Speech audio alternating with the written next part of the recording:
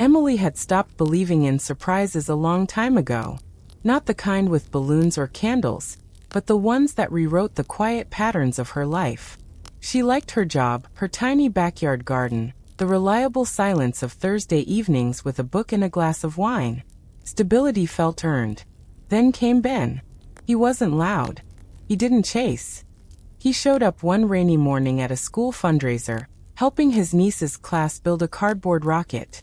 He handed Emily a roll of duct tape without a word, and she noticed the sleeves of his shirt rolled halfway up strong, calm arms. By the end of that day, she knew 3 things. He ran an IT department for a regional hospital group, he laughed with his eyes, and he wasn't trying to impress anyone. Their first coffee turned into hours. Lunches became dinners. A month passed, and the routine she'd once clung to now bent gently around his presence. Not broken, just expanded. He listened without rushing to fill silences. He asked questions that made her feel seen, not scanned. There were no games. He was 42, never married, no kids. Long hours and bad timing, he'd said, shrugging like it didn't matter anymore. Emily didn't press. Her past wasn't spotless either. There'd been a 2-year mess with a jazz musician who chased gigs more than people. After that, she'd built her life with soft walls. Ben didn't try to climb them. He just knocked and waited. A few weeks in, her closest friend, Dana, gave her the look. The one women share when they know something but hate saying it. He's a little enmeshed, Dana finally said, stirring her tea with more force than needed. Emily raised an eyebrow. Meaning? Just his parents. He's close to them. Really close. Emily laughed. So? That's not a crime. Dana hesitated, eyes narrowing. You ever met someone who gets twitchy when their phone rings and it's their mom? Who rearranges dinner plans because dad needs help with the TV again? Emily paused. No, she hadn't seen that. Not exactly. But there were little things. The way Ben always kept his weekends open just in case. The way he dodged questions about holidays with a vague, depends on the folks. Still, she pushed it aside. He's a grown man with good manners and a full-time job, she said. If he checks in on his parents, that's a green flag, not a red one. Dana didn't argue. She just sighed, the way people do when they know the road ahead has curves no one sees coming. Later that night, curled on the couch with Ben's arm around her, Emily listened as he talked about a new project at work. His voice was steady, focused. His hand rested lightly on hers. And yet there was something else. Something behind his eyes. A weight. A shadow that didn't belong to the moment. She wondered if it was just her imagination, or if Dana was right. But then Ben kissed her temple, gently, like a man choosing her with both feet on the ground. And the questions faded, just for now. After all, every good story begins with the part where everything feels right. It started with a small hesitation. Ben had invited Emily over for dinner at his place, something simple, he said. She offered to bring dessert, and when she mentioned picking up lemon tarts from a bakery near her school, he paused. That's sweet, he said slowly, but my mom's sensitive to citrus. The smell gives her migraines. Emily blinked. Your mom? I thought it was just us tonight. Another pause. Then a soft sigh. They drop by. Sometimes. Just to check in. It should have been nothing. Plenty of grown children lived near their parents, stayed involved. But Emily noticed how Ben's posture shifted. How his eyes flicked to the window like he was bracing for headlights in the driveway. She didn't push then. But the questions grew louder in her mind over the next week. One evening, they were walking along the riverfront, dusk settling in pink layers across the sky. She decided not to dance around it anymore. Ben, she said carefully, how often do you see your folks? He glanced at her, then looked away. Couple times a week. That's nice. He chuckled, but it was dry. It's more like coordination. They text every morning. If I don't answer by lunch, they call. If I don't pick up, they stop by. Emily slowed her steps. That's a lot. Ben nodded, hands stuffed in his jacket pockets. They mean well. But yeah, it can be overbearing. Do they do that with everyone? Or just you? Another sigh. Just me. I'm the only child. They walked in silence for a bit, the wind brushing against their coats. Then came the real thing. My mom, she's not fond of anyone I date, he said, voice low. She says no one understands me the way she does.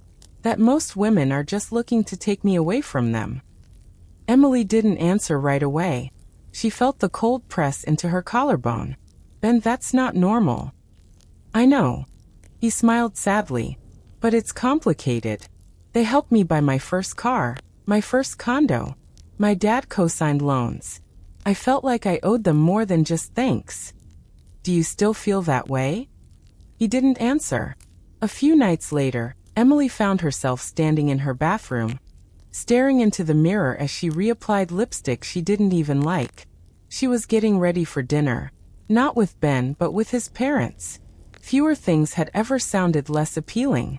Still, a part of her needed to see for herself, to understand the dynamic, to decide if what they had was built on real ground or on top of someone else's roof. Ben picked her up in silence. He looked nervous, kept adjusting the volume on the radio. When they pulled into the driveway of a well-kept brick ranch, Emily felt her stomach tighten. Just dinner, he murmured. No speeches. No drama. She smiled thinly. I'll be polite. I won't even mention the lemon tarts. He didn't laugh. Inside, the house was spotless. Quiet. A little too quiet. The kind of quiet that hums with unsaid things. Fran opened the door with a smile that didn't quite reach her eyes. Harvey stood behind her, taller, shoulders slightly hunched, like he was used to making himself smaller. Emily extended her hand. It's nice to finally meet you. Fran's handshake was warm. Too warm. Her nails dug just enough to feel intentional. Well, Fran said, ushering them in. We've heard a lot about you. Emily glanced at Ben. He looked like he wanted to be anywhere else. Dinner was roasted chicken, mashed potatoes, something green and overcooked. Everything was fine, almost aggressively so. But as the evening went on, Emily felt the air shift. Little comments, layered with sugar but laced with warning. So Emily, Fran asked sweetly, you teach little ones. That must be fulfilling. Emily nodded. It is. Exhausting too. But worth it. Fran smiled wider. Ben always said he needed someone with more ambition. But I'm sure the children adore you. Harvey coughed into his napkin. Ben stared at his plate. By the end of the meal, Emily had stopped trying to interpret the undertones. It wasn't paranoia. It wasn't imagination. There was something off. Something tightly wound and quietly threatening behind every glance Fran cast across the table. On the way home, Ben didn't speak until they pulled into her driveway. I know what you're thinking, he said. Emily looked at him. Do you? He nodded. And you're not wrong. The porch light came on. A moth flitted near the bulb. She didn't invite him in. Not because she didn't want to, but because she needed space to breathe, to think. Inside, she slipped off her shoes and sat in the dark, heart steady but heavy. Something wasn't right, and she'd only just scratched the surface. The invitation came wrapped in warmth, but Emily could feel the chill behind it. Ben handed her the envelope at the end of a quiet Tuesday evening. Not a text, not a call, a handwritten card, sealed and scented faintly of lavender. She turned it over, confused. It's from my mom, he said, not meeting her eyes. She thought, maybe we could all try again. Saturday lunch. Just us four. Emily studied his face. The tension in his jaw. The way his thumb traced the edge of the table. She wrote it. Ben nodded. She even picked out the stationery. That detail felt loaded. Emily opened the card. The message was short, almost too careful. We'd love the chance to get to know you better. It read. Please join us for lunch at our home. Saturday noon sharp. Looking forward to a fresh start. Fran Hayward's signature trailed off like a practice flourish. Emily's first instinct was no. No to forced smiles, no to knives hidden in kindness, no to being examined like a stray cat on the porch. But curiosity can be a stubborn thing. And somewhere deep inside, she needed to see if Ben's parents were salvageable, or if the rot had simply been glossed over with charm. So she said yes. Saturday came like a slow drumbeat. Emily spent too long picking a dress, changed her hair twice, then stood in her kitchen, staring at a bottle of wine she didn't bring. Empty hands felt safer. Ben picked her up wearing a navy button-down, the one that made him look less like a man under pressure, and more like the man she'd first met.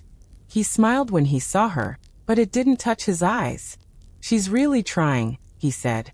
"Just give her that." Emily nodded, though a small knot curled tighter in her stomach. The Haywoods' home looked the same, too perfect. Shrubs trimmed into symmetry, a ceramic bunny by the porch step.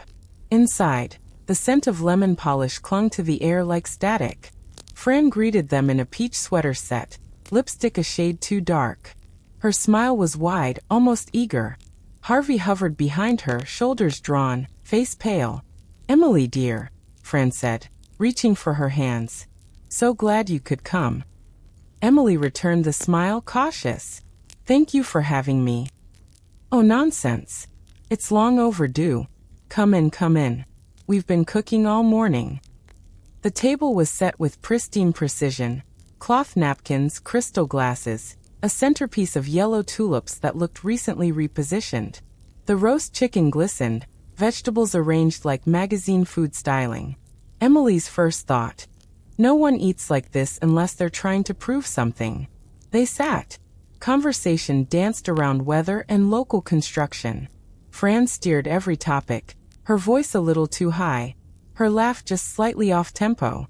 Harvey nodded when spoken to, but Emily noticed how he kept dabbing his forehead with a folded napkin. When she complimented the food, Fran waved it off. "Oh, it's nothing. Just glad to have you here. A fresh start, yes?" Emily nodded. "Yes. I appreciate the effort." Across the table, Harvey shifted in his chair, glancing briefly at his wife. It was quick, but Emily saw it. A flicker of something. Uncertainty. Anxiety. As Fran launched into a story about Ben's third-grade science fair, Emily watched her face. The movements were right, the arch of the brow, the soft chuckle. But something didn't sit right. It wasn't that Fran was being polite. It was that she was performing. And Harvey, he was shrinking. Midway through the meal, Fran excused herself to grab dessert. Harvey stood to help, but she snapped. Too quickly, too sharply, and he sat back down like he'd been trained. Emily caught his eye. For the briefest second, he looked at her like someone waiting for rescue. Then he looked away. Ben hadn't said much. He smiled past dishes, laughed at the right cues. But Emily could tell he was watching too. Every tick of his mother's tone, every shift in his father's posture, it all registered. When Fran returned with slices of pie, her smile was back in place. "Too white. Too easy. To new beginnings," she said, lifting her glass. Emily lifted hers but didn't drink. Something wasn't right. Not the food. Not the table. The whole thing felt rehearsed. Like a scene set for someone else entirely. The chicken was dry. Not terrible. Just dry enough to remind Emily she hadn't taken more than a few bites. Across from her, Harvey picked at his food with the caution of a man unsure what was expected of him. Fran, on the other hand, beamed. She kept pouring more wine, offering seconds no one wanted. Her smile stretched too tight across her face. Emily glanced down at her plate, then at Harvey's. His portion was smaller, safer. Something about hers. Maybe the too shiny glaze on the vegetables, maybe nothing at all, nudged at her gut. "Too much," she said lightly, nudging her plate across the table. "Let's trade. You barely touched yours." Harvey looked startled, but didn't protest. He slid his plate toward her with a shaky hand. Fran blinked. The twitch in her cheek didn't match her words. "Oh, Emily, you really don't have to." But the plates were already swapped. Ben raised an eyebrow, halfway through a sip of water. Emily gave him a small shrug, as if to say, "Let's not make a thing of it." The moment passed. And then Harvey coughed. Once. Then again louder. He brought a hand to his chest. "Dad," Ben said, pushing back his chair. Harvey's face was losing color. He coughed again, deeper now, as if something clawed at his throat from the inside.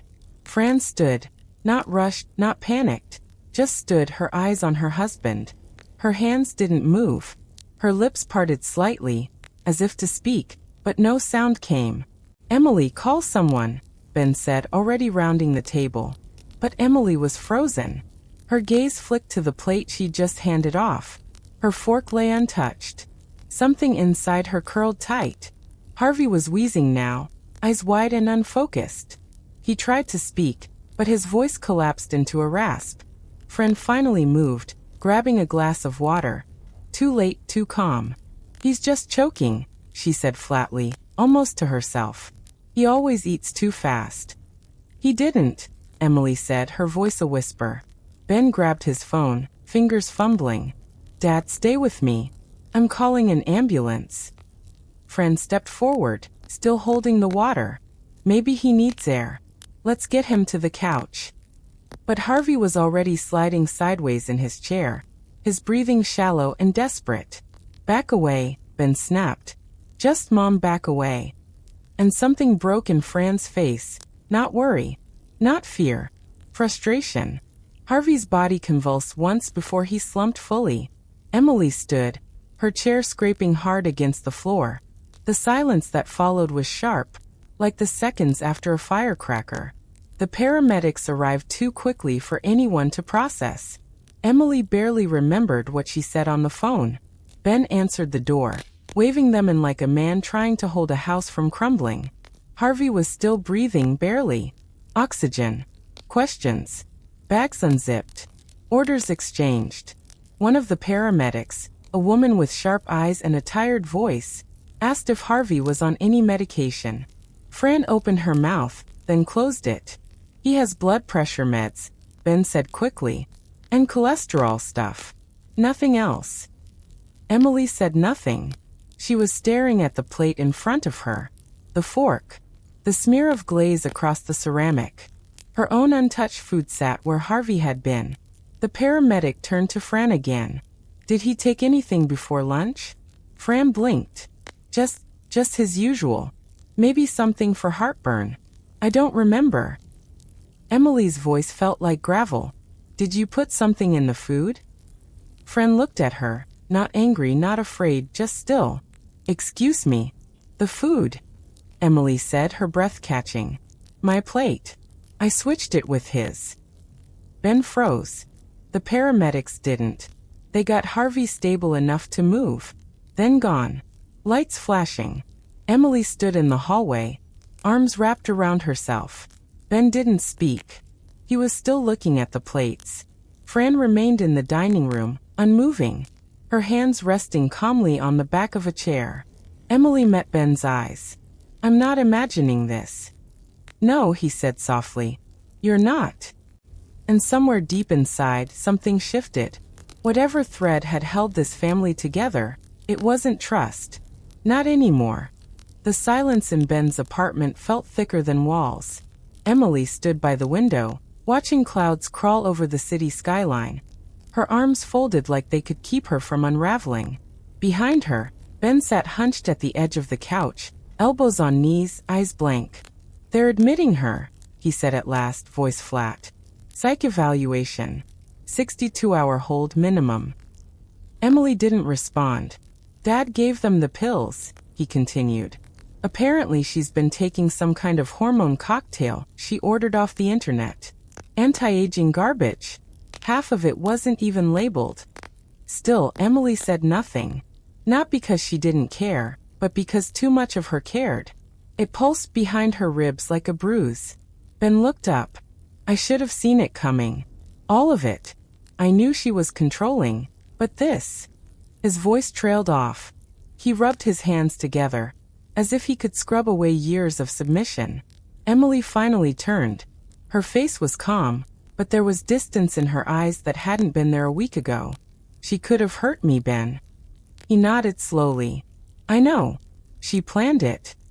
Another nod. "I know that too. I could have died." "I know." The weight of his voice didn't come from denial. It came from something worse. The quiet recognition of a man who had spent most of his life choosing silence over confrontation. She used you, Emily said. Kept you close, made you believe it was love. Ben didn't argue. His shoulders sagged. It was easier than admitting I was scared of her. Emily moved to the table, brushing her fingers over the edge. She thought of that afternoon, the fork, the switch, the slow-motion horror of realizing just how far someone could go under the guise of care.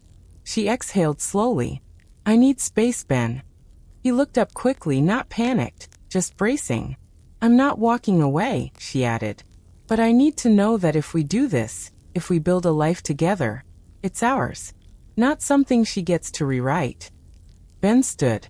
He looked older than he had days ago. Let's leave. Emily blinked. Leave. Move. Get out of this place, this city. Start somewhere new. I've got job offers in Denver. Remote work is easy now. We could go. No wedding yet, no big decisions. Just try to live without ghosts in the walls. She studied him. There was no desperation in his tone. Just resolve. And maybe finally clarity. What about your dad? He'll be fine. He's already talking about selling the house. He says he doesn't know who he's been living with for 30 years. Emily didn't answer right away. The idea of escape both thrilled and terrified her. But she wasn't the same woman who sat politely at that table last week. That woman had doubted her instincts. This one trusted them. When, she asked. Ben offered a tired, crooked smile. As soon as we can pack. The next morning, she watched him fold shirts into a suitcase. He moved like someone slowly shedding weight, not just of clothes, but of years spent bending around someone else's gravity. She didn't know what the future would look like, but she knew this. She hadn't survived that house just to return to anything less than freedom, so she helped him pack. And when they left town 2 days later, neither of them looked back. The wedding was quiet. No band, no aisle, no rows of curious relatives. Just a sun-drenched meadow outside Boulder, a justice of the peace with a warm smile, and a dozen folding chairs borrowed from a local community center. Emily wore pale blue. Ben wore a suit he hadn't touched since his last promotion. It had been a year. 12 months of grocery runs and weekend hikes. Of quiet evenings without ringing phones. Of sleeping through the night without dreaming of porcelain plates and forced smiles. Of finding a rhythm that belonged only to them. Their vows were simple. No poetry, no performative promises. Just two people who had already walked through something no one else at that ceremony would ever fully understand. After the I-dos, there was applause, soft and genuine. Someone popped a bottle of cheap champagne. Someone else handed out homemade cupcakes. And then, from the back row, came two figures Emily hadn't fully believed would show. Fran and Harvey. They arrived late and stood together, oddly still, like statues half-carved. Fran wore beige, the kind of color that didn't offend. Harvey held a small bouquet he'd clearly picked up from a gas station. No speeches, no tears. Just a nod from across the grass, and a single wave that said, "We're here." Ben noticed them too. He didn't flinch. He didn't smile. He just held Emily's hand a little tighter. They stayed for the reception, such as it was. A few tables under a rented canopy, paper plates, a playlist Emily had thrown together the night before. Fran complimented the food. Harvey helped fold chairs. No drama. No lingering too long. But the next morning, just as Emily and Ben were sipping coffee on their porch, a large white RV pulled into the cul-de-sac. Ben stepped outside first. Emily followed. Fran leaned out the passenger window. Sunglasses large enough to cover half her face. Harvey sat behind the wheel, both hands gripping it like he might forget where 10 and 2 were. "We're heading west," she called out. "Maybe California. Maybe Oregon. Who knows?" Ben said nothing. Emily waited. Fran smiled. "The real kind, or close enough to pass. Thought we'd see the country. You know, now that you don't need us around." Ben opened his mouth, but Fran held up a hand. "Don't say anything. Just let us go without making it heavy. Harvey honked. One short, sheepish beep. Emily took a slow sip of her coffee. The mug was warm in her hands. Solid. Safe travels, she said, her voice even. And take the long roads. Fran nodded. Harvey waved. The RV pulled away, slow and deliberate, like a curtain drawing shut. Ben stood beside her for a long time after they disappeared. Do you think they mean it? He asked. Emily didn't answer right away. She watched a bird land on the porch railing, tilt its head, and fly off again. I think, she said finally, that it doesn't matter. He looked at her, and she smiled. Because for the first time in a long time, she wasn't waiting for the next twist. She wasn't calculating what came next. She was just standing there, married, steady, free in a life she had chosen. And that, she knew, was enough.